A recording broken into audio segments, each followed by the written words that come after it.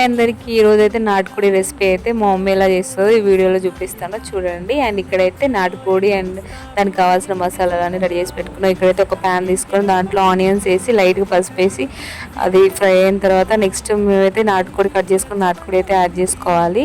And దీన్ని ఫైన్గా కలుపుకోవాలి. అండ్ నెక్స్ట్ కొంచెం పసుపు వేసాం కదా, ఇప్పుడు కొంచెం లైట్గా ఇంకా పసుపు యాడ్ చేసి దీన్ని బాగా కలుపుకోవాలి.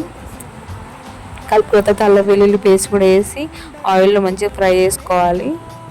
అండ్ ఇక్కడైతే కారం అయితే యాడ్ చేస్తున్నాము. అండ్ ఇక్కడ కారం వేసి బాగా ఫైన్గా కలుపుకున్న తర్వాత నెక్స్ట్ వచ్చేసి తగినన్ని వాటర్ అయితే వేసుకోవాలి. నాటుకోడి బాగా కుక్ అవ్వాలి కాబట్టి కొన్ని వాటర్ అయితే ఎక్కువ వేసుకోవాలి. అండ్ ఇక్కడైతే కొత్తిమీర అండ్ లాస్ట్గా కొత్తిమీర అండ్ పుదీనా అండ్ గరం మసాలా అయితే యాడ్ చేస్తుంది. అండ్ కర్రీ అయితే చాలా టేస్టీగా ఉంది. ఈ ఫుల్ వీడియో డిస్క్రిప్షన్ లింక్ ఇస్తాను చూడండి. ఈ వీడియో నచ్చినట్లయితే లైక్, షేర్ అండ్ సబ్స్క్రైబ్.